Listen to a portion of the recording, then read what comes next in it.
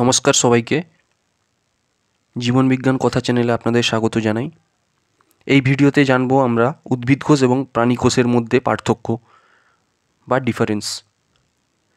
প্রথমে একদিকে নিয়ে আসবো উদ্ভিদ কোষ এবং অপর দিকে নিয়ে আসবো প্রাণী কোষ। বাঁ দিকে উদ্ভিদ কোষ এবং ডান দিকে প্রাণী কোষ। প্রথমে আমরা আসবো কোষ প্রাচীর। উদ্ভিদ কোষের মধ্যে কোষ প্রাচীর সবসময়ের জন্যই উপস্থিত থাকে, কিন্তু প্রাণী কোষের মধ্যে কোনো রকম কোষ প্রাচীর থাকে না। 2 নম্বর আসবো মাইক্রোভিলাই। মাইক্রোভিলাই উদ্ভিদ কোষের মধ্যে মাইক্রোভিলাই থাকে না, কিন্তু প্রাণী কোষের মধ্যে মাইক্রোভিলাই সাধারণত থাকে। ক্লোরোপ্লাস্ট। ক্লোরোপ্লাস্ট উদ্ভিদ কোষের মধ্যে ক্লোরোপ্লাস্ট থাকে, ব্যতিক্রম যেমন ছত্রাক, এগুলোদের মধ্যে ক্লোরোপ্লাস্ট থাকে না। কিন্তু প্রাণী কোষের মধ্যে কোনো রকম ক্লোরোপ্লাস্ট থাকে না।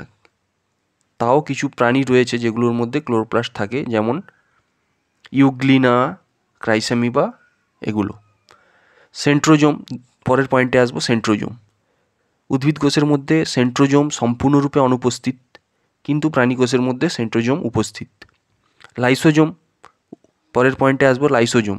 লাইসোজোম সাধারণত উদ্ভিদ কোষের মধ্যে লাইসোজোম থাকে না, কিন্তু প্রাণী কোষের মধ্যে লাইসোজোম থাকে। কোষান্তর সংযোগ বা প্লাজমোডেজমাটা।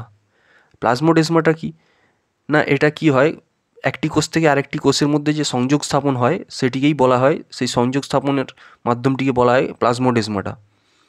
প্লাজমোডেজমাটা কোষান্তর সংযোগ সাধারণত থাকে উদ্ভিদ কোষের মধ্যে।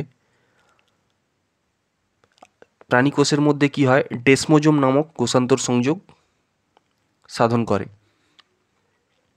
এই ছিল আজকের এই ডিফারেন্স বা পার্থক্য।